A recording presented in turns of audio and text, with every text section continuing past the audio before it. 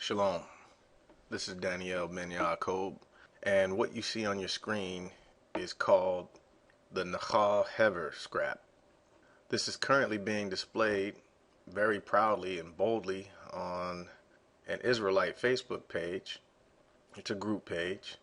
This is something that Christian missionaries and Christian apologists have used, and it's supposed to justify the King James translation or the Christian translation of Psalm 22 verse 16, which is known by Christians as the Crucifixion Psalm. And since people are doing lessons on memes nowadays, I thought I'd go ahead and do one on this particular meme, or this particular image rather. Pay close attention to this, because the controversial text at hand has been kind of clarified up top so you can properly read it. But what's funny is this is an Israelite page, and just from reading it, it's quite laughable. For those who read Hebrew, you know what I'm talking about.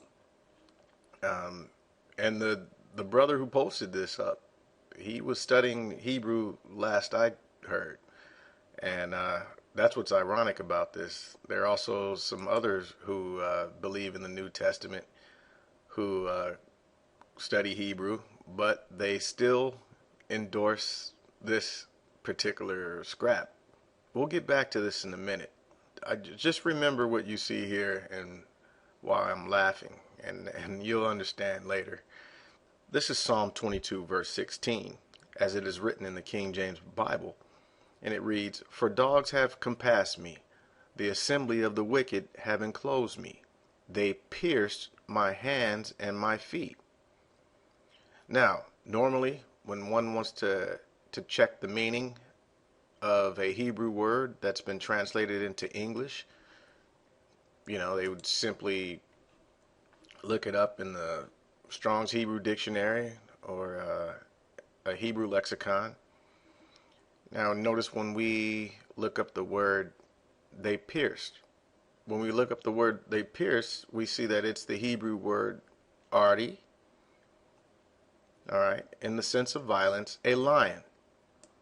All right, this means a lion. I hope everyone knows by now that everything that you see to the right of the margin or the hyphen here is how the word has been translated. It's not part of the definition. It's how the word has been translated. I see a lot of people make this mistake. They throw these words in as if it's part of the definition. The Brown Driving Brig lexicon shows lion, okay?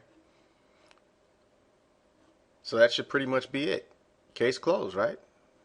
Yeah, that's one of the many mistranslations that one can find in the King James Bible and other English Bibles. Why? Well, is it an accident or is it an intentional translation? Well, it has to be intentional. If they put pierced, how can you screw that up? If they use pierced instead of a lion. For example, let's look at the JPS Tanakh. It reads, now this isn't a Christian Bible. This is just a Tanakh. It only has what the Christians call the Old Testament. So Psalm 22 verse 16 reads, "For dogs have compassed me, a company of evildoers have enclosed me. Like a lion, they are at my hands and my feet." That's a proper translation according to the Masoretic text. And your King James Bibles were all translated from the Masoretic text. But the translators chose to purposely leave out "like a lion" and use the word "pierced." Now that fits the crucifixion story, right? So Psalm 22 verse 16 is assumed by Christians to be a prophecy of the crucifixion of Jesus of Nazareth. Just like many other psalms are falsely interpreted as prophecies to point to Jesus of Nazareth. But we're not covering the other psalms. We're covering this. Now, why is this particular scrap uh, being proudly displayed in a Christian Israelite group. And it's because the scrap, if you zoom in on it, you can see that it reads this here, Ke'aru, Ke'aru. Now let's compare this to the Masoretic Hebrew. And notice here, this is from the Masoretic text. It reads, Hikifuni Ki'ari Yadia Waraglai. And the Nachal Hever scrap reads Ke'aru. So what they're saying is Ke'aru means to pierce, or they pierce. But the problem is Ke'aru is not even a Hebrew word. It hasn't been used in the Tanakh, not once. You can't find it anywhere. It's not a Hebrew word. They claim that the word is supposed to mean they pierced. When you investigate this, you'll find out that the word is kara, spelled kaf resh he, not kaf aleph resh. Notice, this is the root, kara.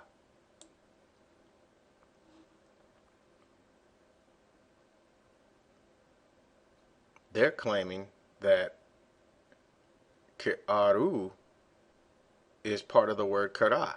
This isn't even a word.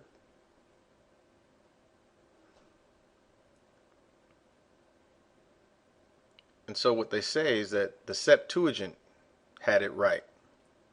And what they're trying to imply with their claims is that the Masoretic text is corrupt, while the Septuagint, which is a Greek translation of the Hebrew text, is correct. And they're saying that this word kara is what's actually being used. But when you look at the definition of this word, you can see it means to dig. This is from the Gesenius Hebrew lexicon. It means to dig, as in to dig a well. That word means to dig. It's been used 12 times and translated as dig, 2 times as make, 1 time as open, and it's translated 1 time as pierce. That's right, you guessed it. Psalm 22, verse 16. They chose that single instant to translate this as pierced. Now let's look at another place in the King James Bible where the word pierced is used to refer to the alleged crucifixion prophecy. Zechariah 12, verse 10, it reads, And I will pour out on the house of David and upon the inhabitants of Jerusalem the spirit of grace and supplications, and they shall look upon me whom they have pierced. Now when we look that word up, pierced, we see here pierced is the word dakar. Notice, to stab, by analogy, to starve, figuratively, to revile. I notice people totally disregard that because crucifixion takes over when they read that passage. Now all they can think about is crucifixion. And it's common. But see, this word dakar means to pierce, thrust through, pierce through, not to dig. Notice the different verb stems. To pierce, to be pierced through, pierced. Here's another figurative definition. Now, dakar, I'd have to agree, even though there's another meaning for that word. But I'd have to, if dakar is used, I can get with that. If dakar was used in Psalm 22, verse 16, then there might be some credence to that argument. But the problem is we have 2 pierced crucifixion prophecies and 2 different Hebrew words being used. See, that's a major issue. Because when you get to the New Testament, Christians attempt to tie them both together. And this is because of the translation. Now, what some have said is that The Septuagint actually has it translated properly. Well, then they'll take you to Psalm 22, verse 16. For many dogs have compassed me, the assembly of the wicked doers has beset me round. They pierce my hands and my feet. Well, what we're reading here is a translation from a translation. And but let's look at this in the Greek. Okay, in Psalm 22, this is from the Greek Septuagint.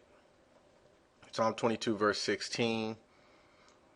We can actually get the definition and get of the Greek word that was used. So this word here, this is where it's at. This is the word aruso. Okay. Now the word aruso, it's word 3736. All right, it means to burrow in the ground, that is, dig. Aruso. The Thayer's Greek lexicon shows us to dig. So this is the word that was used in the Septuagint that Christians run to say that this word is speaking of a crucifixion. All right, it's the Greek word aruso, and it simply means to dig. And the excuse might be, well, yeah, Jesus had his hands and his feet dug into. No. It just doesn't work that way. Let's get some examples of how this word dig was actually used in the Christian Bible. Okay, notice how the word is being used in the New Testament. The word aruso. Matthew 21:33. Hear another parable. There was a certain householder which planted a vineyard and hedged it round about and digged a winepress in it and built a tower. Okay, see, they didn't translate that, pierced. That wouldn't even sound right. And pierced a winepress. Let's check another one. Matthew 25:18. But he that had received one went and digged in the earth and hid his Lord's money. So you can see it deals with hollowing out, excavation. All right, not piercing. I'll show you one more. Mark 12, verse 1. And he began to speak unto them by parables. A certain man planted a vineyard and set a hedge about it and digged a place for the wine fat. You can see there, it's the word aruso. This is the same word that was used in the Septuagint. Notice from the Thayer's Greek lexicon and the aruso. And it says Septuagint for chafar and kara. Remember this. Remember, kara is what the Christian apologists have claimed is being used here in the Nachal Hever scrap. You can clearly see that the root word is not kara. You know, the wall at the end denotes it's a plural. It makes the word plural. That's not the same word. Let's go back. Kara, see? It's not ka'ara, but kara. See, actually, this isn't even a Hebrew word. Let's see how the word kara is used in the Hebrew text. Notice, Psalm 119, verse 85. The proud have digged pits for me, which are not after thy law. They translated digged here. Let's check out the word in Hebrew. This is the passage, Psalm 119, verse 85. Here's Psalm 119, verse 85 in Hebrew. Notice. Karu, not ka'aru. Karu li zedim shechot. All right, the proud have digged pits. Karu, not ka'aru. You see the difference? And one might even get desperate and try to argue and say, well, they were using matrix lectionis. Well, Matrix Lectionis is being used in this passage. But they still didn't spell Ka'aru. That's not an excuse, because the fact is Ka'aru is not a Hebrew word. It doesn't mean anything. Let's look at another one. Yeremiah 18, verse 20. Shall evil be recompensed for good? For they have digged a pit for my soul. Remember that I stood before thee to speak good for them, and to turn away thy wrath from them. Notice, same word. Karu, not Ka'aru, but Karu. They digged a pit for my soul. Now you should see that this is used in the figurative sense, just like in the other verse. And Kara can also mean, there's several passages in the Hebrew scriptures where Kara is speaking of plots. You can see this. Shall evil be recompensed for good? For they have digged a pit for my soul. All right, let's look at one more. Psalm chapter 7, verse 15. Actually, I'm going to start here, verse 14. Behold, he travaileth with iniquity, and he hath conceived mischief, and brought forth falsehood. Notice verse 15. He made a pit, and digged it, and is falling into the ditch which he made. Now what's interesting is the word translated he made, that's kara. And then a pit and dig, and that's kafir. It's more properly translated here from the JPS, Psalm 7 verse 15. He hath digged a pit and hollowed it, and is fallen into the ditch which he made. As we can see, the word kara is not used for pierced in the scriptures. You know, so even with the claim that the Septuagint has the proper reading, which that hasn't been proven at all, the farthest one can go with that is a plot against David, which, you know, is quite plausible. You know, but as far as a piercing, no, not at all. Getting your hands and feet pierced? No. And we're going to get to that in a second. Let's actually go and see a piercing, the Hebrew word for piercing, in its proper context of piercing. Let's take a look at that. Okay, in Exodus 21 verse 6, notice how clear this is when it comes to something being pierced. It reads, Then his master shall bring him unto the judges. He shall also bring him to the door, or unto the door post, and his master shall bore his ear through with an awl, and he shall serve him forever. Now notice, here, it says, shall bore his ear through. There's three words being used here. And I'll show you in the Hebrew in a second. But we have the word ratzah, et, ozen. Okay? Now the definition, ratzah, it means to pierce.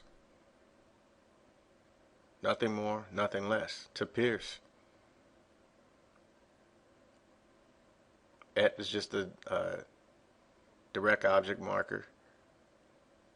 Ozen is broadness, meaning the ear. Alright?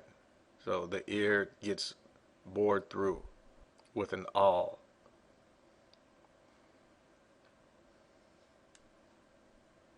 Okay, the word ratzah from the Gesenius Hebrew Lexicon, it means to pierce through, to transfix. It's a clear description of an ear being pierced. Alright, and it also says to transfix. And just in case you don't know what that means, notice, transfix, definition, pierce with a sharp implement or weapon. So that's clearly telling you that something has been pierced. Someone's ear has been pierced. If someone's hand had been pierced, it could have been easily used there.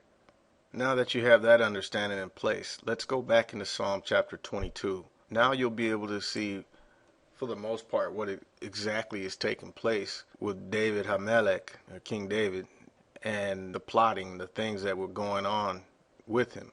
Now, if we were to break down the whole chapter of the 22nd Psalm, one can clearly see that it's not talking about a future prophecy or Jesus of Nazareth or any of that. I know many people will let their belief system block out any sort of facts, and they'll just hang on to their beliefs regardless of what the text says. I know that already. But for those who are really seeking after understanding what the text is conveying, and those who really want to learn the truth, this is for you. So if we back up a bit, and like I said, I'm only covering the argument that is made by Christians in Psalm 22 verse 16. I'm not even discussing the rest of the chapter, even though it's easy to come to a conclusion on who's being spoken of and what's taking place. So, but if we read here, it says, Psalm 22 verse 12, right in your King James, it says, "Many bulls have compassed me. Strong bulls of Bashan have beset me round." Okay, now we see this, they've surrounded him again, these bulls, and we know it's not talking about animals. Verse 13, "They gaped upon me with their mouths as a ravening and roaring lion." See, we have the lion being spoken of again here. So these people are plotting against him, and metaphorically, it said, "They gaped upon me with their mouths as a ravening and roaring lion," meaning they're hungry. Verse 14, "I am poured out like water, and all my bones are out of joint. My heart is like wax, it is melted in the midst of my bowels. My strength is dried up like a potsherd, and my tongue cleaved to my jaws, and thou hast brought me into the dust of death." Notice here, "For dogs have compassed me." Just like up here in verse 12, "Many bulls have compassed me," but now dogs have compassed me. "The assembly of the wicked have enclosed me." Okay, just like here in verse 12, "Many bulls have compassed me. Strong bulls of Bashan have beset me round." Same thing's taking place here. And then we get to this. But notice, when we look at a more accurate translation, "For dogs have compassed me, a company of evildoers have enclosed me like a lion. They are at my hands and my feet." Well, what are they doing at his hands and his feet? Well, exactly what was said here in verse 13. "They open wide their mouth against me as a ravening and roaring lion." Somebody's about to get bitten and eaten. See, that's metaphorically, he's talking about his enemies who are trying to devour him. They're plotting against him.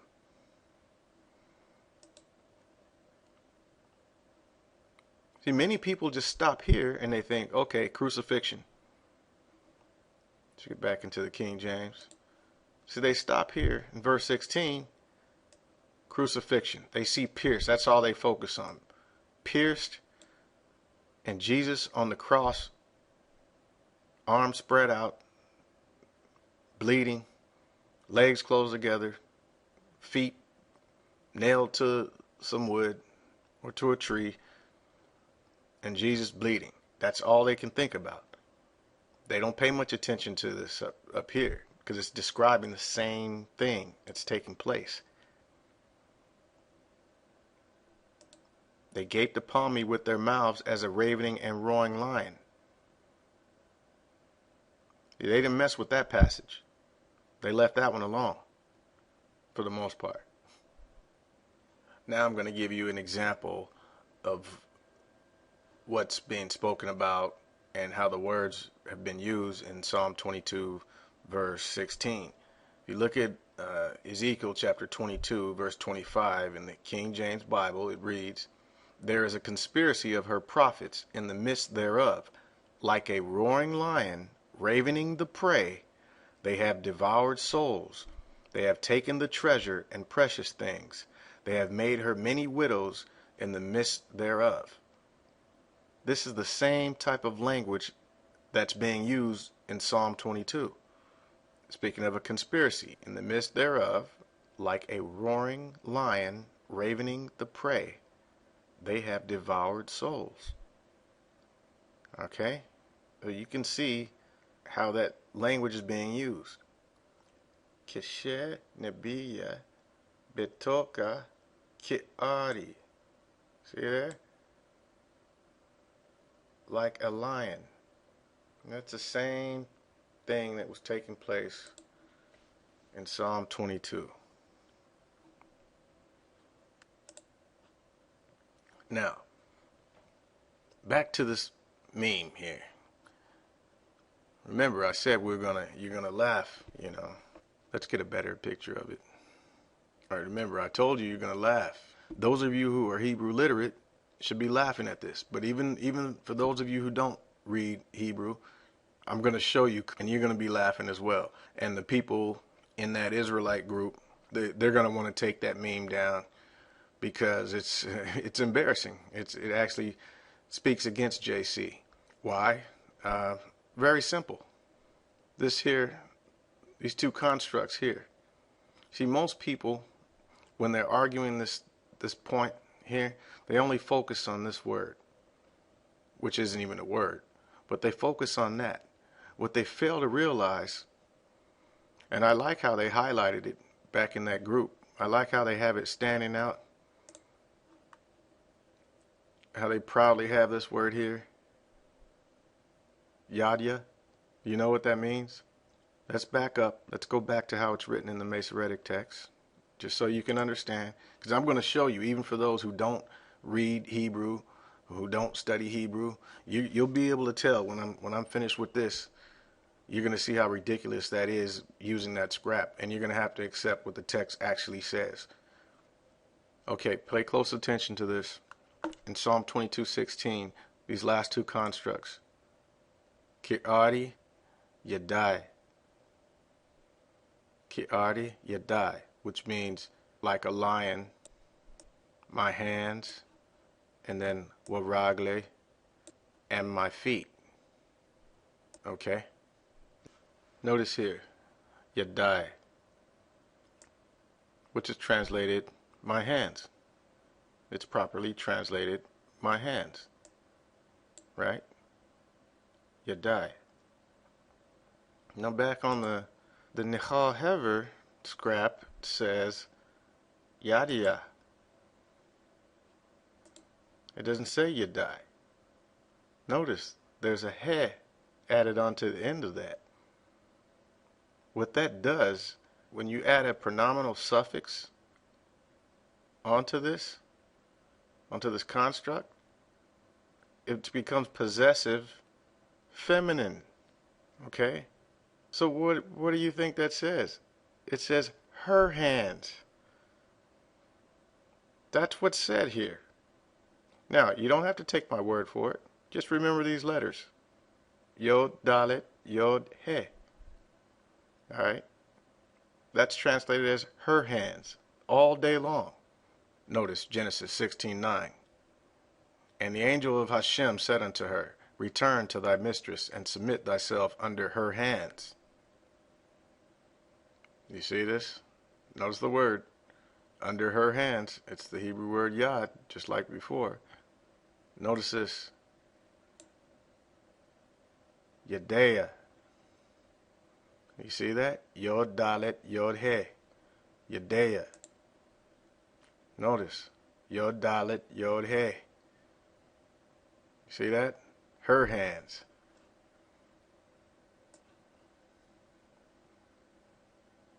Her hands. Let's get another one.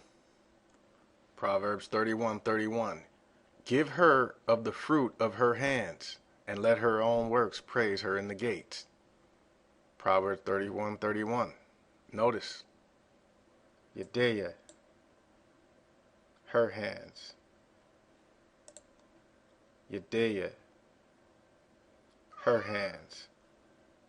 See? Yedea.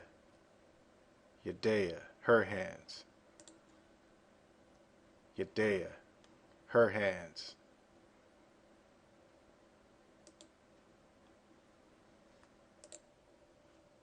Let's get one more. Ecclesiastes 7:26. And I find more better than death the woman whose heart is snares and nets, and her hands, and her hands as bands. Whoso pleaseth God shall escape from her, but the sinner shall be taken by her. Notice here, Asorim Yedea. This is as bands, her hands.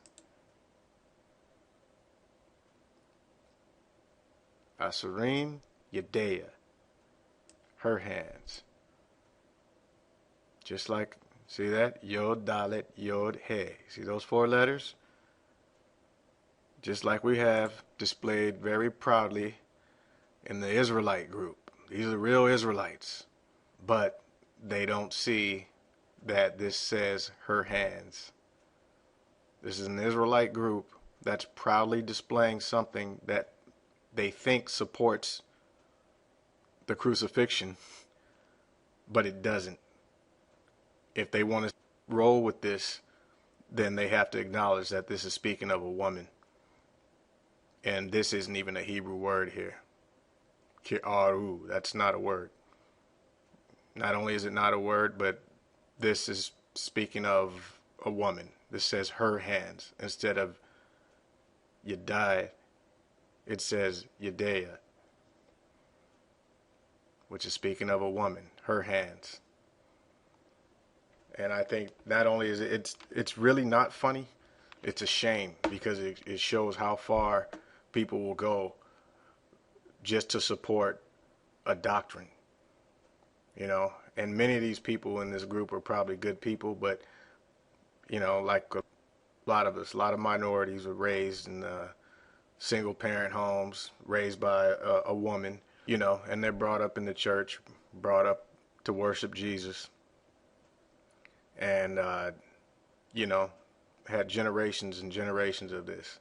So many men can look and see their grandmothers whom they love, and their mothers whom they love, who have raised them all their lives, taking care of them, you know, and they see them worshiping Jesus, and even though they might get into the quote-unquote Hebrew Israelite movement and find out that they can possibly be a descendant from the 12 tribes of Israel, they still have one foot in the Christian church, and, you know, they brought Jesus into this thing with them. Yeah, like I said, it's really not funny, but it's funny and not funny at the same time. I actually feel bad for a lot of these brothers and sisters, you know, and they say they're studying Hebrew, but can't see what's in front of them, you know, and they display it clearly like it's proving something. Yeah, it's proving that you didn't research what you found.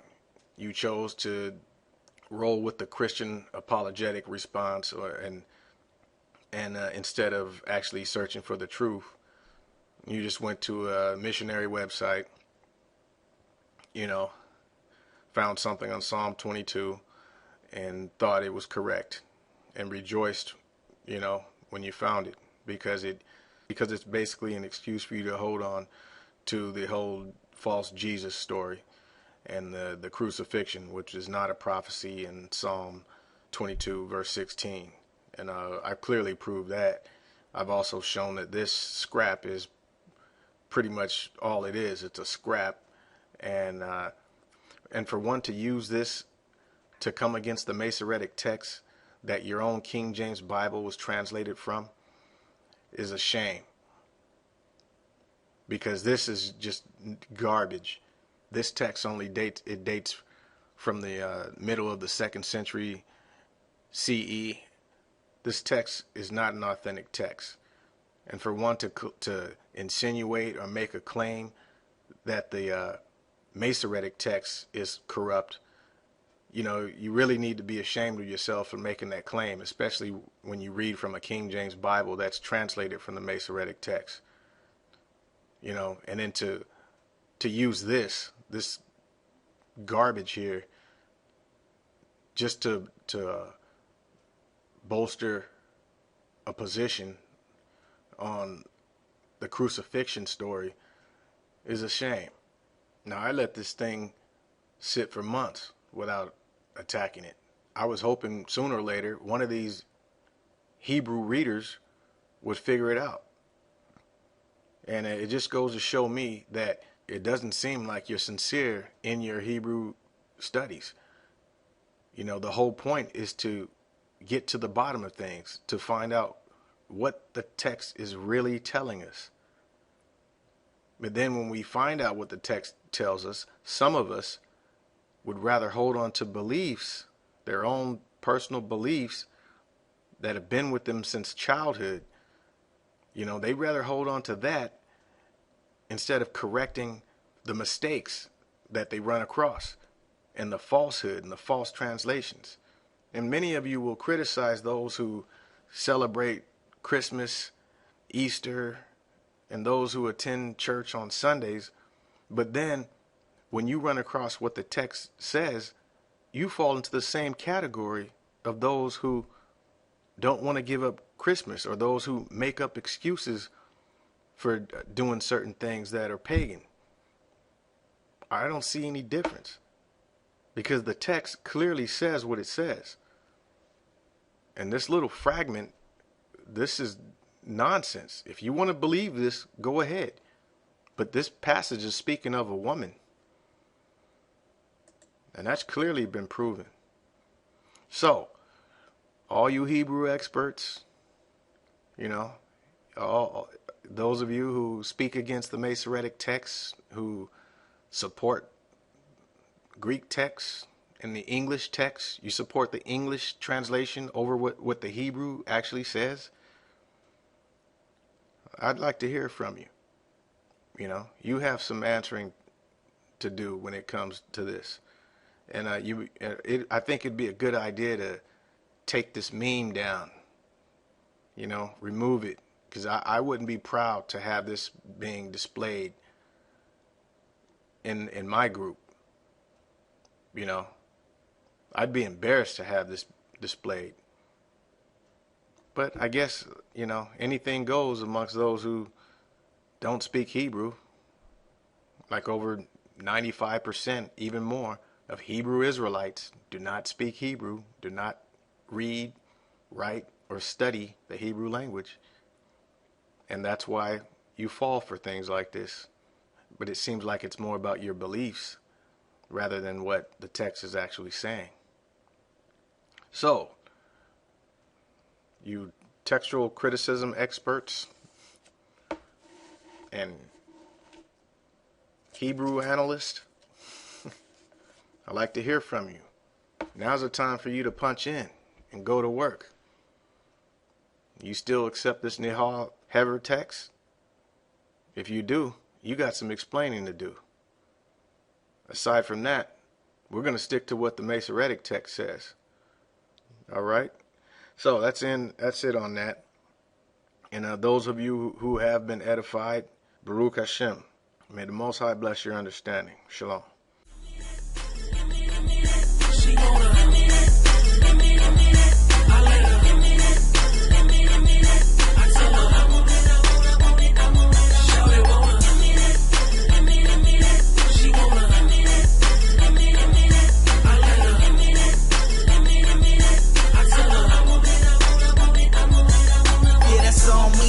So ain't nothing going out, but this milk down south when she